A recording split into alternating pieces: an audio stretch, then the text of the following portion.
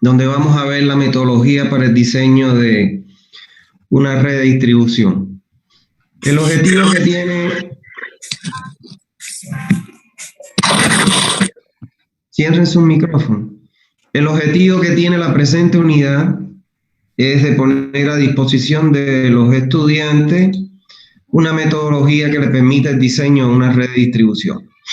¿Qué les quiero decir? Esta es una metodología donde yo lo que presento aquí es una secuencia de pasos de manera ordenada y consecutiva que les permita a ustedes realizar el diseño de una red de distribución. Por supuesto que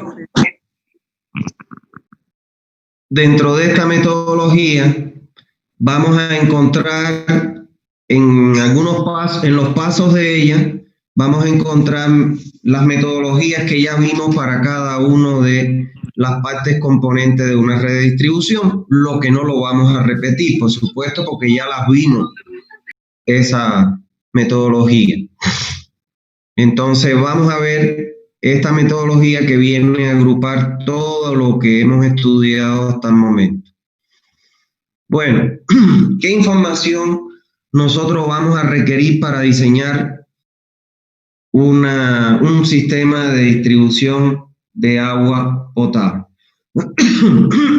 En primer lugar, vamos a necesitar un mapa planimétrico en planta donde estén ubicados todas las calles, los manzanos, las unidades vecinales, los barrios y todo tipo de diferenciación de la zona donde será ubicada la red. O sea, lo primero que tenemos que buscar es el plano planimétrico del área de cobertura para la cual nos han contratado para diseñar la red. En segundo lugar, bueno, debemos añadirle a ese plano planimétrico el plano altimétrico, o sea, la topografía de la zona. Esto, lógicamente, como ya vimos en la unidad 4, creo que fue donde vimos la información que nosotros requeríamos para diseñar una red, ahí estudiamos que teníamos que contratar, en caso de que no existiera la topografía de la zona, una comisión topográfica que nos entregara el plano de curvas de nivel con espaciamientos cada 50 centímetros o menos, ya que ustedes saben que hoy en día el Autodesk LAN, que es el software que se utiliza para procesar la información levantada en el terreno, me puede generar curvas de nivel, no sé, hasta 10 centímetros y menos. ¿Está bien? Entonces, este plano es muy importante. ¿Por qué es importante el plano topográfico? Bueno, porque nos va a definir, sobre todo en el área de cobertura, aquel punto o aquellos puntos que sean los puntos más altos del área de cobertura. Y recuérdense ustedes que en esos puntos altos es donde nosotros debemos colocar nuestro tanque de almacenamiento.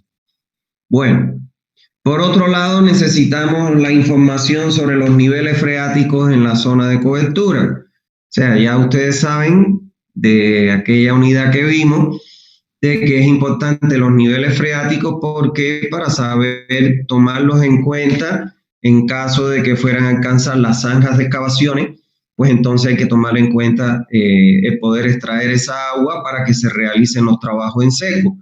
Y además ya ustedes conocen también que dependiendo de la profundidad a la que se encuentra el nivel freático, bueno, pues utilizaremos un tipo de relleno de la zanja u otro dependiendo del nivel freático. También necesitamos los datos actuales de la población regional y local, esto que ya ustedes conocen, que visitamos el INE y en el INE entonces vamos a obtener los datos de la población actual, además aprovechamos para que nos den la tasa de crecimiento de la zona y eso nos va a permitir a nosotros definir nuestro periodo de diseño del proyecto. También necesitamos el área de cobertura. Como ustedes se acuerdan, yo les dije que eso, una vez que nos entregaran la poligonal del área que quieren cubrir con el servicio de abastecimiento de agua, mediante el uso del AutoCAD, nosotros medimos o tenemos el área de cobertura de la zona, el área total, que es importante para poder calcular nuestra densidad de población. Necesitamos también un levantamiento del sistema de abastecimiento de agua potable, de agua en la zona, indicándose la capacidad nominal del mismo. Si ustedes se acuerdan, yo le dije que deberíamos saber cuánto es, porque lógicamente si ya la población existe, de algún lado está sacando agua y cuánto está consumiendo. Y eso nos puede aportar, por un lado, el conocer las posibles fuentes y por otro lado, el conocer el consumo mínimo que actualmente ellos están dotándose de agua potable y con eso definir en la norma en el rango de máximo o el mínimo valor.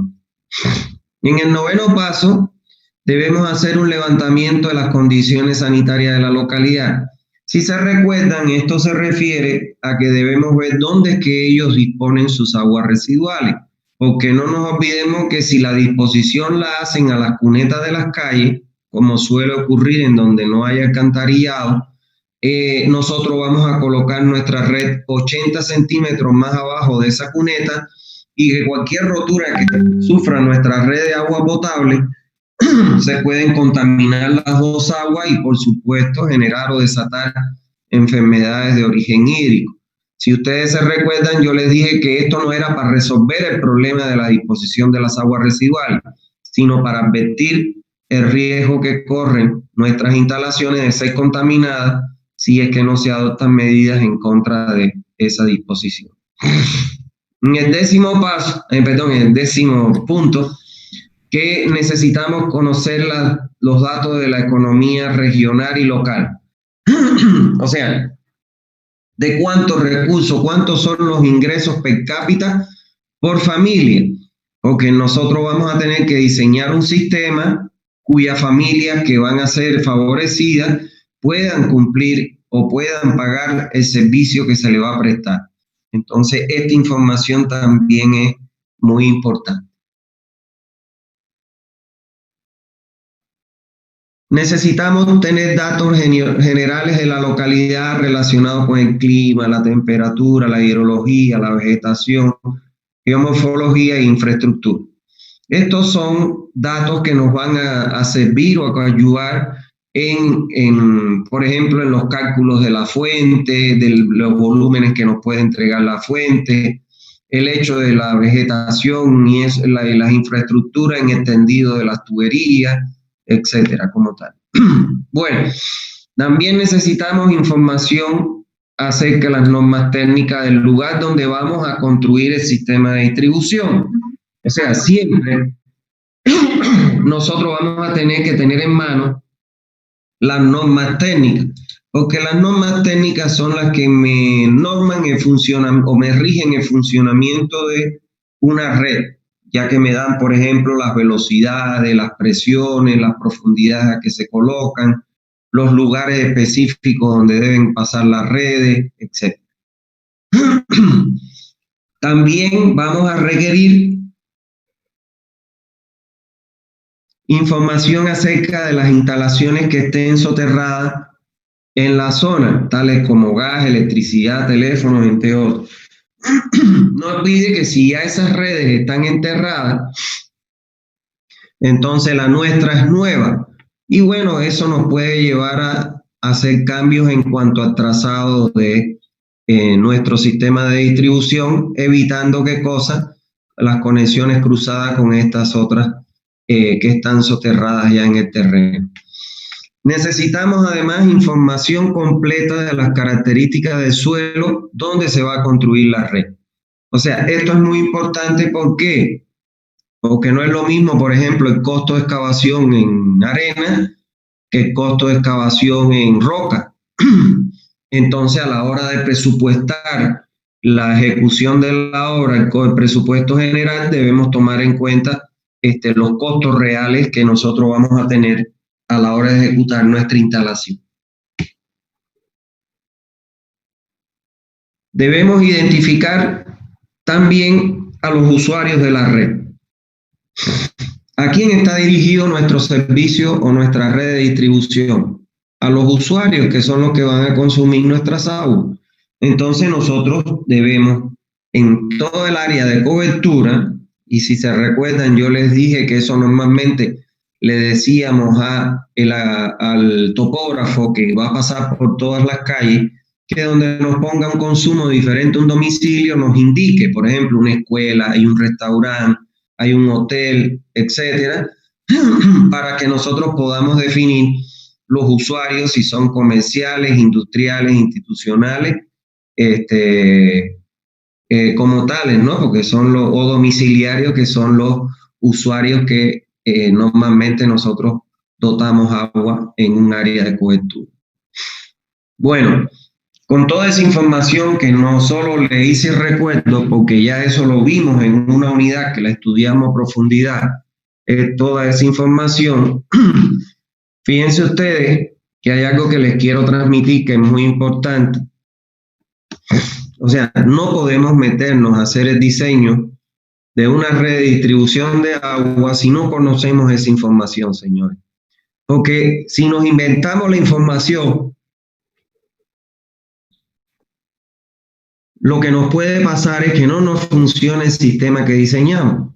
¿Por qué? Porque hemos trabajado sobre información que no es real, que es falsa en el lugar. Entonces, por eso es que yo siempre les sugiero que a la hora de comprometernos a diseñar un sistema de distribución, es necesario que recopilemos toda la información que vimos anteriormente. De no tenerla, yo les recomiendo, por los años de experiencia que tengo, por la cantidad de proyectos que he hecho de esas obras, es que es mejor no meterse a hacer. ¿Está bien? Porque el ganar un dinero inicialmente se me puede transformar en una pesadilla final. Cuando se ejecute y no funcione, entonces me van a pasar la cuenta y la factura de lo que yo hice. Bueno, vamos a ver cuáles son los pasos a seguir de manera general para diseñar una red de agua potable. Como yo les dije, esto es una secuencia de pasos donde yo les recomiendo de manera organizada cuáles son en un orden consecutivo los pasos que usted debe seguir. Vamos a encontrar pasos que, por ejemplo, es el cálculo del Hardy-Cross, que no vamos a meternos en eso, solo lo vamos a enumerar a nombrar porque eso ya lo vimos, ¿está claro? Entonces, pero aquí van a tener los pasos de manera general. Bueno, lo primero que tenemos que hacer, indicar en nuestro mapa o plano planimétrico el trazado de la red, ¿está claro? Y donde ahí van a aparecer, debemos dejar bien claro qué cosa, la ubicación de las tuberías principales, la secundaria y las diferentes interconexiones del sistema. En este plano se deben enumerar los nodos, las tuberías y los circuitos. Aquí tenemos que recordar qué cosa, que le vamos a llamar tuberías principales, aquellas que nos encierran, nos anillan o nos enmarcan toda el área de cobertura. O sea, la tubería principal es aquella que nos va a encerrar o enmarcar todo el área de cobertura. Es esta de color rojo, esta línea de color rojo que tenemos aquí en este sencillo plano. Tenemos que conocer que de las tuberías principales salen las tuberías secundarias a formar lo que se conocen como las mallas y los circuitos. Ahí les quiero resaltar que una malla o un circuito, en primer lugar, debe estar compuesta como mínimo por 3 tuberías, porque si no, no cerraría el circuito. ¿Está claro? Y que en una malla o un circuito no necesariamente se corresponde con un manzano. ¿Está bien? Lo que pasa es que si nosotros tratamos de obligar a que una malla o un circuito sea un manzano, imagínense diseñar la ciudad de Santa Cruz, cuántas mallas no tendría. Y los grandes software, que son los que usamos para simular las redes de agua potable, estos software, todos en número máximo de circuitos o de mallas son 1000. ¿Está claro? No admiten más de 1000 circuitos. Yo recuerdo, por ejemplo, cuando yo diseñé lo que es Copail, la doble vía La Guardia, kilómetro 9, cuando yo les hice el proyecto, ahí yo tenía circuitos que incluían hasta 9 mallas, circuitos que incluían hasta 9 manzanas. ¿Está claro? Porque no podía poner una malla o un circuito, un manzano, porque si no, no me iba a entrar en el software la información. ¿Está bien? Ahora, como yo les dije, generalmente se lleva solamente el cálculo hasta las tuberías secundarias. Las tuberías distribuidoras, como por ejemplo, que son las que se colocan por las calles donde no pasan principales y secundarias, como estas que están acá, ya yo les dije que esas tuberías se colocaban como relleno. Preferiblemente se adoptaban diámetros entre 2 y 3, con extrema preferencia las 3 pulgadas. Ahora, como bien dice aquí, en este plano se deben enumerar las mallas, los circuitos y las tuberías. Yo les sugiero a ustedes de que a las tuberías principales le pueden poner, por ejemplo, yo acostumbro a ponerle TP1. ¿Qué significa TP? Tubería principal número 1, tubería principal número 2, y así sucesivamente. Y a las tuberías secundarias yo le llamo TS1, tubería secundaria 1, tubería secundaria 2, etc. Y los circuitos, bueno, se enumeran normalmente, como ustedes vieron aquí y vimos también en el ejemplo, con números romanos. 1, circuito 1, circuito 2. ¿Está bien? En números romanos. Entonces, lo primero que hacemos es hacer el trazado, y una vez que realizamos el trazado, que identifiquemos con números las tuberías, le llamaremos TP a aquellas tuberías principales que contornean todo el área de cobertura, y las que salen de las principales a conformar las mallas y los circuitos se le conocen como tuberías secundarias.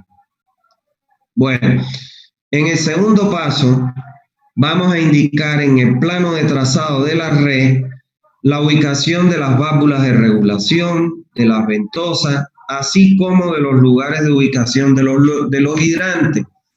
Acuérdense ustedes que la norma boliviana nos dice que las velocidades se deben colocar en las intersecciones de las mallas principales. ¿Está bien?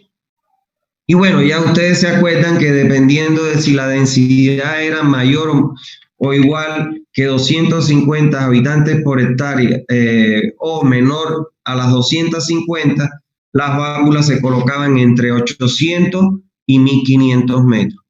Entonces le vamos a colocar las válvulas aquí. Recuerden, mientras más válvulas tenga un sistema, mejor es la operación del mismo, porque por ejemplo aquí, en este caso, yo para aislar la tubería TP1 cierro esta válvula, y el resto me puede seguir trabajando a excepción del tramo que yo pude regular mediante la válvula. Ahora, yo les sugiero que a las válvulas de regulación, así se le denominan, por ejemplo, B61. ¿Qué significa B61? Que es una válvula de 6 pulgadas que está instalada en una tubería de 6 pulgadas y es la número 1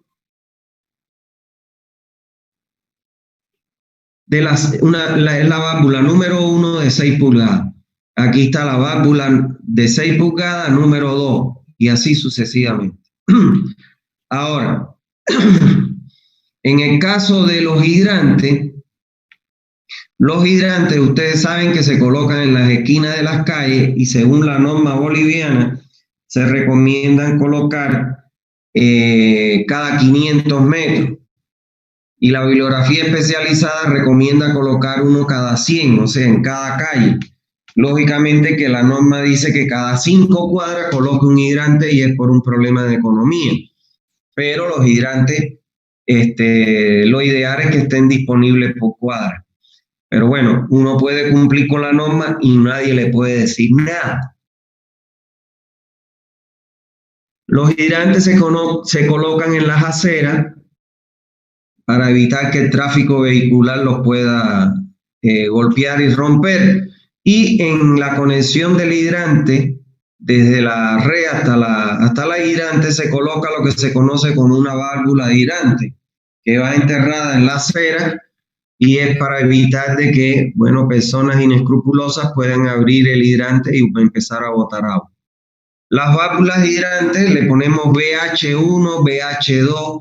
¿Y por qué no le ponemos el diámetro como aquí? Porque ya sabemos que las conexiones de hidrante tienen que ser colocadas en tuberías de 4 pulgadas o más. ¿Por qué? Porque la conexión del hidrante es de 4 pulgadas. Entonces, por eso le ponemos válvula de hidrante, porque ya damos por entendido que esa válvula es de 4 pulgadas. Y lo otro que necesitamos colocar son las ventosas. Aquí vemos, las ventosas se colocan con el nombre de VB, válvula ventosa número 1. Y esas válvulas ventosas se colocan en los puntos altos de la red con el objetivo de que expulsar los bolsones de aire que posiblemente se puedan acumular en esos bolsones, en esos puntos altos. ¿Está bien? Y bueno, le llamamos VV, o sea, válvula ventosa, guión 1, VV2 y así sucesivamente. En el tercer paso, vamos a calcular el área de la superficie de cobertura y la vamos a colocar dentro del plano en hectáreas. Esta área,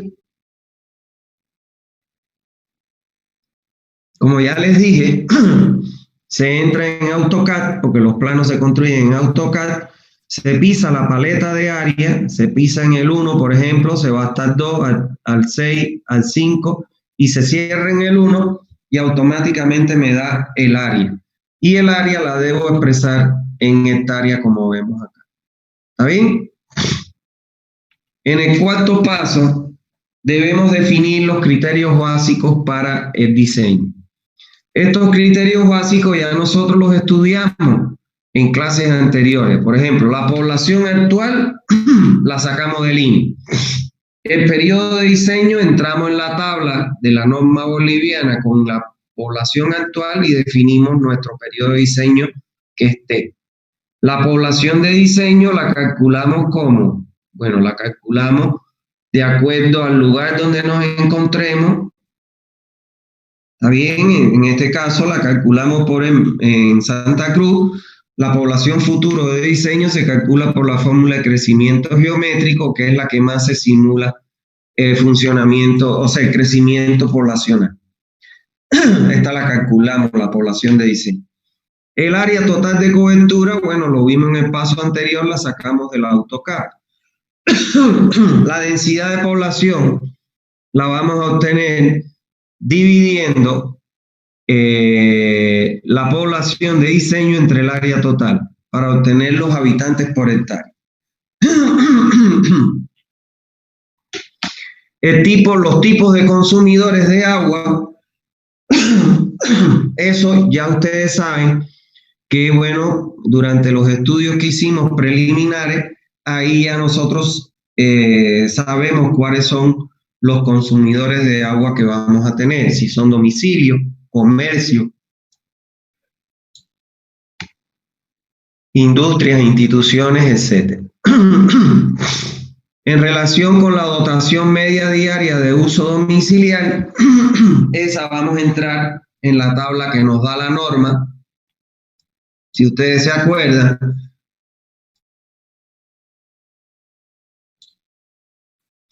en esa tabla nosotros entramos con la población actual y dependiendo si estamos en el altiplano, en los valles o en los llanos, y con la población actual entramos y obtenemos el valor de la dotación media diaria de uso domiciliario. La dotación comercial la vamos a obtener de las tablas que le dimos para el caso de los comercios. De todos modos, la norma boliviana tiene muchas más tablas para obtener este valor.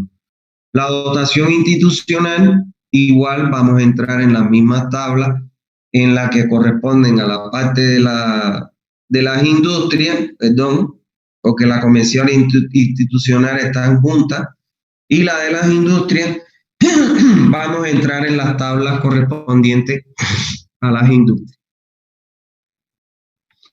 En el quinto paso, fíjense que esta información es la que nosotros debemos sacar directamente de los criterios que vimos en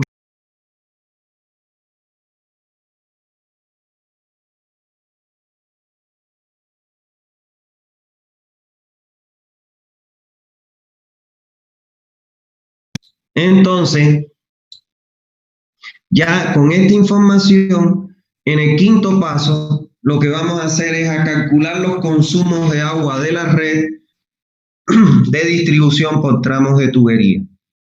Esto es lo que yo les decía cuando vimos en Hardy Cross, el ejemplo. Si ustedes se recuerdan, vimos una malla una red con dos mallas o dos circuitos. Y al final de cada tramo salía una flechita donde indicaba el caudal que se quedaba o que iba a ser consumido en ese tramo. Bueno, aquí vamos a calcular esos valores que se colocan en esa flechita que se coloca al final de cada tramo, que son los consumos por tramo. Bueno, lo primero que tenemos que hacer para calcular esos consumos por tramo es obtener el área de influencia de cada tramo de tubería a partir de subdividir el área de cobertura aplicando ya sea el método de la bisectriz o el método de la mediatriz. ¿Está bien? Ahora vamos a ver cómo se hace.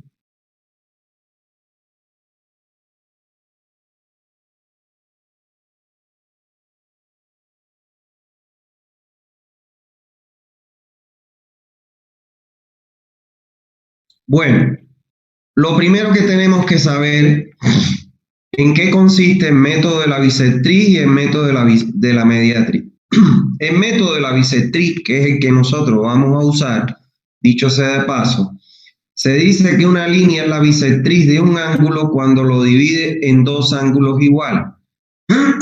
¿Qué quiere decir? Que si en este nodo yo tengo aquí que tengo un ángulo de 90 grados, mi bisectriz va a ser aquella que me divide esos 90 grados en dos ángulos iguales de 45.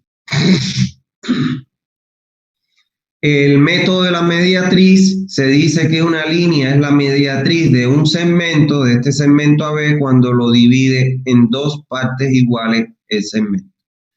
¿Está bien? De estos dos, el que nosotros y el que más se utiliza es el método de la bisectriz.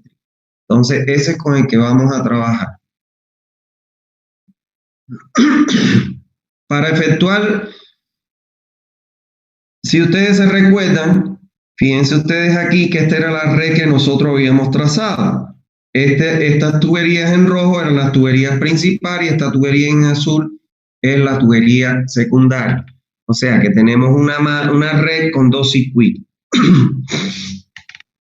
Ahora lo que vamos a saber cuánto es esta tubería TP1 para que lo puedan entender físicamente, el tramo TP1 comprendido entre el nodo 1 y 2, a qué área esa tubería, cuál va a ser, a qué área es la que le va a dar agua.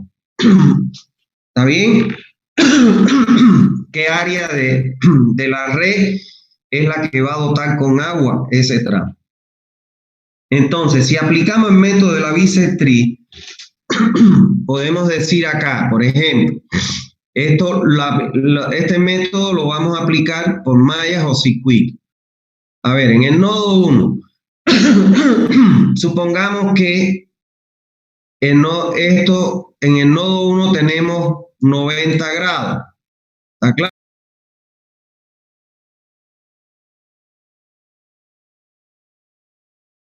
El ángulo que conforman las tuberías en el nodo 1 que llegan es de 90 grados. ¿Cuál va a ser la bisectriz? Bisecamos aquí dividiendo 45 para acá y 45 para acá. ¿Lo ven? En el nodo 3 trazamos la bisectriz Como es 90 grados igual, 45 para acá y 45 para acá. Y en nodo 4 nos paramos, trazamos la línea bisectriz y en el 2 trazamos la línea bisectriz. Cuando se cortan la bisectriz del nodo 1 con la bisectriz del nodo 3, ahí tenemos un punto.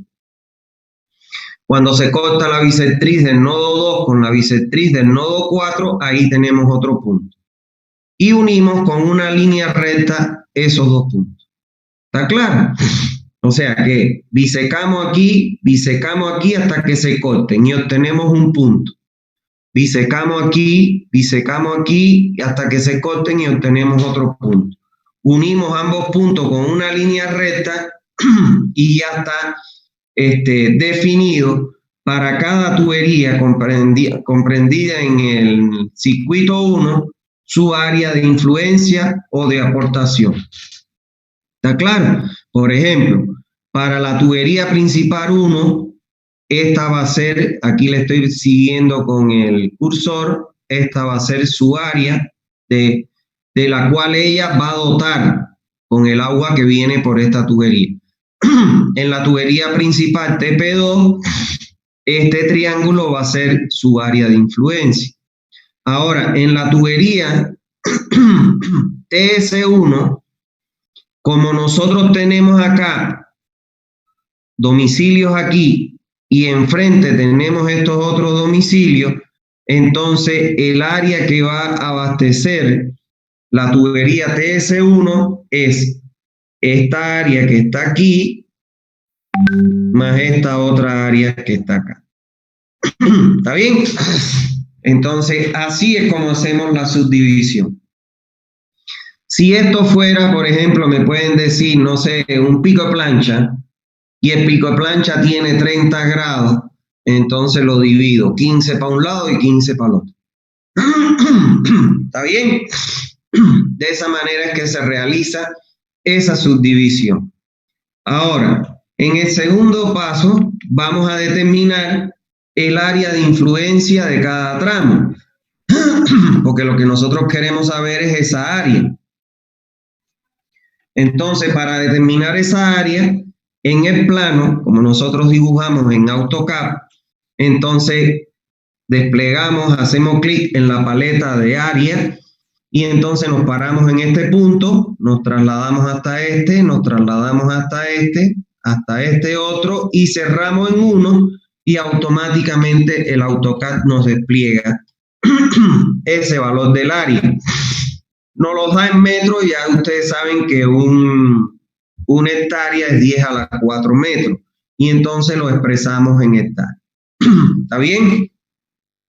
Entonces, aquí tenemos ya y venimos al plano y colocamos que esta área que va a aportar en la tubería TP1 va a alimentar es de 1,2 hectáreas.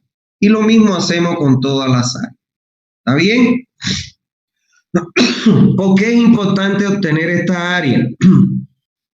Yo voy a calcular el área total porque es un dato que yo calculo, ¿se acuerdan, verdad? Y yo voy a poder calcular la población total a partir de la actual, la tasa de crecimiento y el periodo de diseño.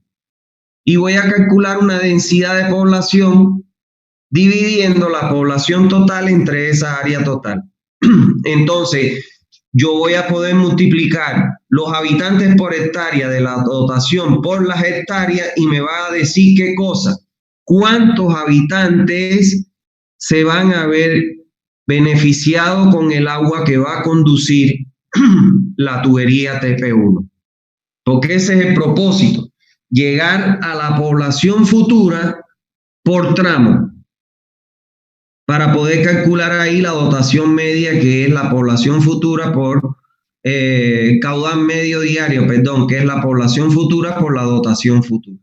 ¿Está claro? ¿De qué otra manera yo podría hacer esto? Hacer un censo, pero eso es carísimo. Entonces se trabaja en base a estas subdivisiones y en función a la densidad total del área de cobertura. Bueno, calculamos su área y la ponemos el valor en el área que le corresponde. Ahora, en el inciso C, vamos a calcular el consumo de agua que le corresponde a cada tubería. O sea, el caudal que va a ser consumido y que lógicamente tiene que ser como mínimo conducido por ese tramo de tubería. Entonces, para calcular ese caudal, que es el que se coloca con una flechita que sale al final del tramo, vamos a emplear esta tabla. ¿Está bien? Entonces, vamos a ver ahora, a través de una memoria de cálculo, cómo nosotros obtenemos esta tablita, que es muy simple. Bueno, vamos a ver.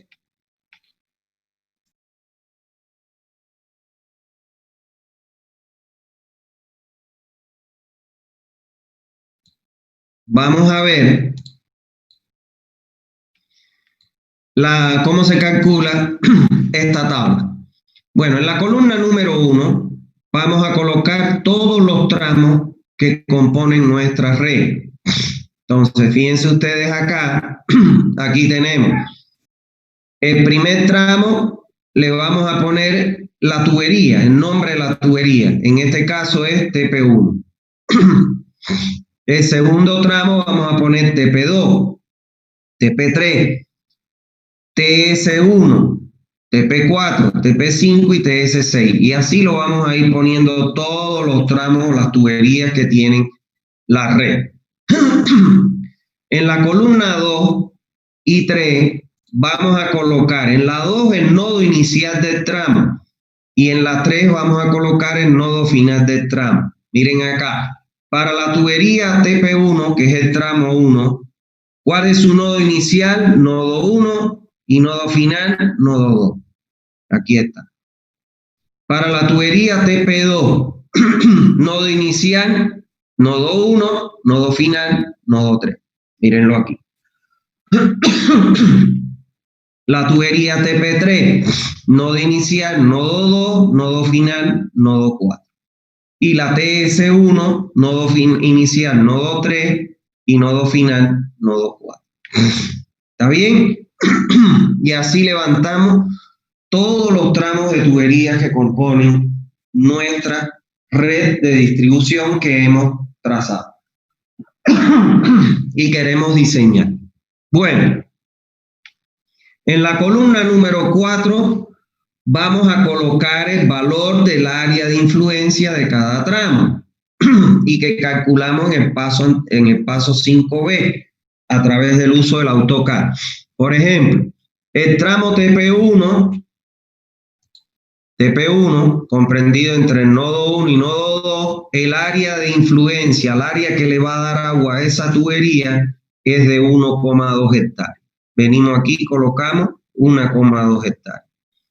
En el tramo 1,3, TP2, es de 0,6 hectáreas. Venimos aquí y ponemos 0,6 hectáreas. En el tramo 2,4, TP3, 0,5 hectáreas. Venimos y ponemos el área en 0,5 hectáreas. En el tramo 3,4 de la tubería secundaria 1, ahí va a ser igual el área que ella va a dotar es esta que está aquí más esta que está acá. Por eso sería 1,4 más 1,4 serían 2,8.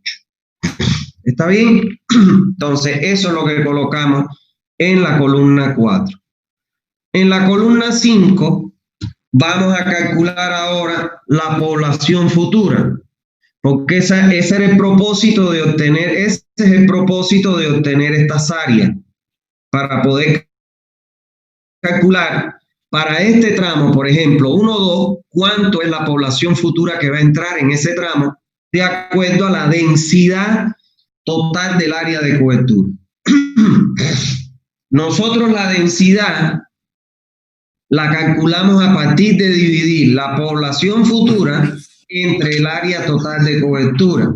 Y eso nos da un valor.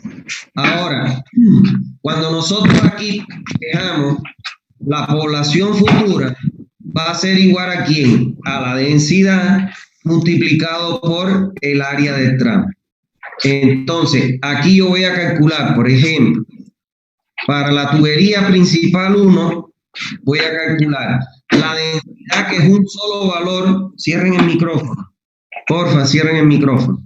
La densidad, que es un solo valor, porque fíjense que lo calculo para la población futura y el área total, multiplicado por quién, por los 1,2 hectáreas que tiene que abastecer ese tramo. Y eso nos va a dar ¿qué cosa? La población que nosotros vamos a abastecer en ese tramo. Para la tubería principal 2, vamos a multiplicar el valor de densidad único, pero por el área del tramo 1,2. Y esa área del tramo 1,2 es 0,6. Y así sucesivamente. ¿Está bien? Bueno, en la columna número 6 vamos a calcular el caudal medio diario para cada tramo. Y para calcular el caudal medio diario, nosotros vamos a multiplicar la población futura, pero en este caso vamos a trabajar con la población futura del tramo, con esta que está aquí, por la dotación futura, que es única, porque la dotación futura la obtenemos de la tabla, es un dato que tenemos inicialmente. Entonces multiplicamos la dotación futura, que es única, multiplicado por la población del tramo. Y eso nos va a dar ¿qué cosa? El caudal medio diario que se va a consumir en el tramo 1,2. ¿Está bien? Ahora bien, eso lo vamos a calcular tramo por tramo. Esta dotación, repito, es un solo valor, la única, multiplicado lógicamente por un valor que sí varía, que es el valor de la población de cada tramo. En la columna 7 vamos a calcular el caudal máximo diario. Y si ustedes se recuerdan, el caudal máximo diario es igual a se obtiene de multiplicar un coeficiente de irregularidad diaria que lo sacamos con la población de diseño de una tabla que ya ustedes tienen, que ya vimos, multiplicado por quién, por el caudal medio diario de cada tramo. O sea, este valor de aquí vamos a multiplicar K1 por este caudal medio diario. El de aquí es K1 por este valor medio, caudal medio diario para ese tramo. ¿Está bien? Y de esa forma tenemos los caudales máximos diarios. Recuérdense que estos tres, en medio diario, máximo horario, son caudales comerciales y que nosotros los calculamos porque nosotros con el que vamos a trabajar es con el máximo horario, que es el pico, ¿no ves? Entonces, en la columna 8 vamos a obtener el caudal máximo horario, que se obtiene de multiplicar un coeficiente de irregularidad horaria, que entramos en una tabla que ya ustedes vieron, entramos con la población futura y obtenemos el valor de K2 de esa tabla. Y lo vamos a multiplicar K2 por el caudal máximo diario de este tramo y me va a dar el caudal máximo horario para ese tramo. Y así sucesivamente. ¿Está bien? En la columna 9 vamos a colocar la sumatoria de los consumos comerciales e institucionales. Recuérdense que estos consumos solo se consideran, sumárseles o se consideran en aquellos tramos donde existe. Si en el tramo 1-2, la tubería principal TP1, hay un comercio o una institución, o varios comercios o varias instituciones, aquí vamos a colocar la sumatoria de todos los comercios y las instituciones que hay en ese tramo. En el tramo, vamos a suponer 1-3, no hay ni comercio ni instituciones, no le ponemos nada, le ponemos 0. ¿Está bien? Ahora, en la columna número 10, vamos a calcular el caudal de origen, vamos a colocar, perdón, el caudal de origen industrial. Si en el tramo TP1, comprendido entre el nodo 1 y el nodo 2, no hay industria, le pongo 0. Y en el tramo donde hay industria, le pongo el valor que ellos van a consumir, que calculamos nosotros. ¿Está bien? Y por último, en la columna 11, vamos a colocar el caudal de diseño del tramo. O sea, qué caudal nosotros tenemos que entregar en cada tramo. Y ese caudal de diseño del tramo va a ser igual al consumo máximo horario en el tramo, más el consumo comercial institucional, más el consumo industrial. Y ese valor va a darme el caudal de diseño del tramo. Este es el caudal que se coloca al final del tramo con una flechita que sale del nodo que nos está diciendo que en ese tramo se consume ese caudal. Se va a consumir ese caudal. ¿Está claro? Y otra cosa que es importante, la sumatoria de todos los valores de esta columna 11 va a ser igual aquí al caudal de diseño de nuestra red. O sea, va a ser igual al caudal que nosotros tenemos que entregar de la fuente o de las posibles fuentes a la red. ¿Está bien?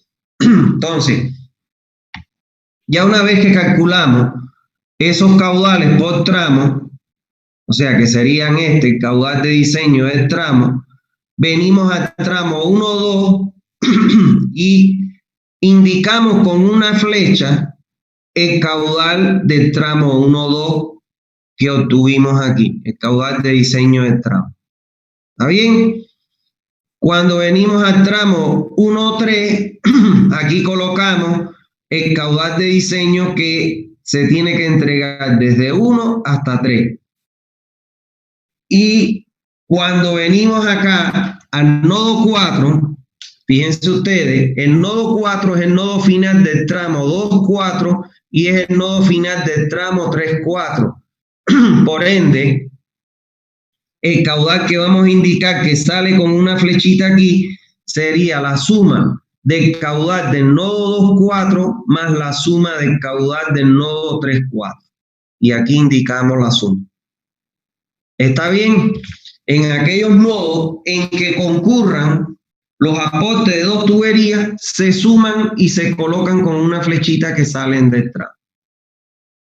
Y bueno, se hace de manera similar con el resto de los tramos. Ahora, atiendan acá. La suma de estos caudales que se quedan en cada tramo, Q de 1 a 2, más Q de 1 a 3, más Q de 2 a 4, más Q de 3 a 4, más Q de 3 a 5, más Q de 4 a 6, de 5 a 6, ese valor, la sumatoria de estos caudales que se quedan en estos tramos, tiene que ser igual al caudal de diseño que ingrese a la red. O sea, si cuando yo sume todo esto, me da que necesito 18 litros, la suma quiere decir que mi caudal de diseño que debe ingresar aquí es igual a 18 litros. ¿Está bien? Bueno, este es el grafiquito que, si ustedes se recuerdan, cuando aplicamos ArcticRoss partimos de este gráfico. Claro, con valores que ya yo les daba, ¿no es? Entonces, aquí es donde se aprende a calcular ese esquema y ya aquí estamos en condiciones de poder aplicar el método de ArcticRoss. Entonces, en el séptimo paso, vamos a calcular la red mediante la aplicación del método de ArcticRoss. Y bueno, este es el esquema inicial para aplicar el método de ArcticRoss. Y bueno, la aplicación de este método se realiza de acuerdo a lo que vimos en la metodología de diseño de la Capite 713 en el capítulo 7 de este curso. ¿Está bien? Ahí ya entonces tendríamos que calcular la velocidad media a cada tramo de tubería y todo lo que ya conocemos de aplicar inclusive la tabla de ArcticRoss. Bueno, en el octavo paso, una vez que calculamos ArcticRoss, entonces ya podemos calcular la altura del tanque de almacenamiento. Ojo, calcularemos la altura del tanque de almacenamiento si es que el área de cobertura nos permite, ¿qué cosa? Colocar un tanque. Porque si la topografía es muy llana y la mancha es muy grande, lógicamente que probablemente nos dé un tanque mayor a 30 metros y entonces no lo coloquemos. Pero para calcular el tanque de almacenamiento, vamos a seguir la metodología que vimos en el acápite 6.7 del capítulo 6. ¿Está bien? Cuando vimos ahí los tanques de almacenamiento, al final yo les di una metodología. Esa es la metodología que hay que aplicar aquí. En el séptimo, perdón, en el octavo, aquí me crucé, el noveno paso, vamos a diseñar la estación de bombeo. Ojo, esta estación de bombeo se diseñará en caso que tengamos captaciones de agua de subsuelo subterránea y en caso de que tengamos bombeo directo a la red. Entonces, para calcular la estación de bombeo, se deben tomar en cuenta todas las recomendaciones que aprendimos en el capítulo 8 cuando estudiamos las estaciones de bombeo. Tanto la altura del tanque como la carga de la bomba, ya vimos cómo nosotros la calculamos a partir de, fíjense que están después de la aplicación del método de Hardy-Cross. Porque el método de Hardy-Cross es quien me da qué cosa, lo que me interesa a mí, que es la pérdida de carga y los diámetros por tramo de tubería. ¿Está claro? Entonces, tanto este tanque de almacenamiento como la estación de bombeo, para calcular la carga necesitamos primero haber calculado el método de Hardy-Cross.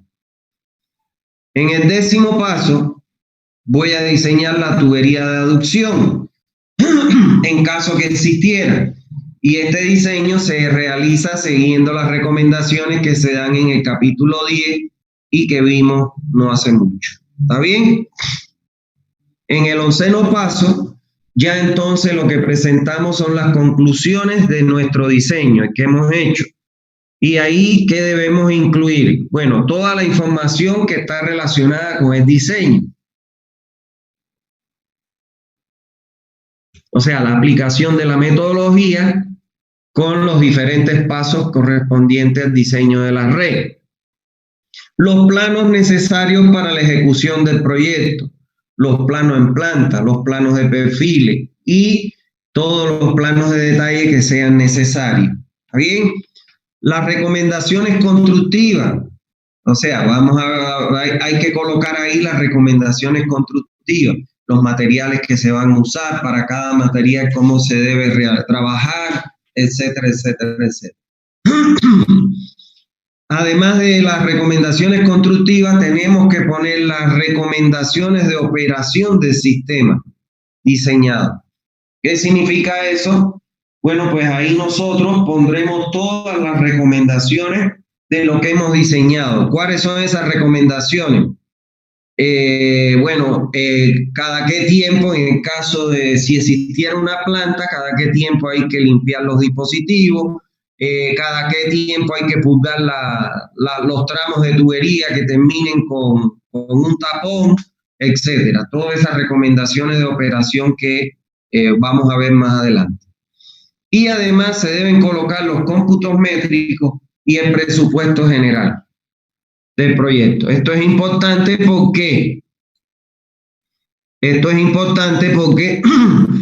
esto nos permiten a nosotros, nos va a permitir ¿qué cosa? Nos va a permitir, lógicamente, que nosotros sepamos de cuánto dinero debemos disponer para poder ejecutar el proyecto.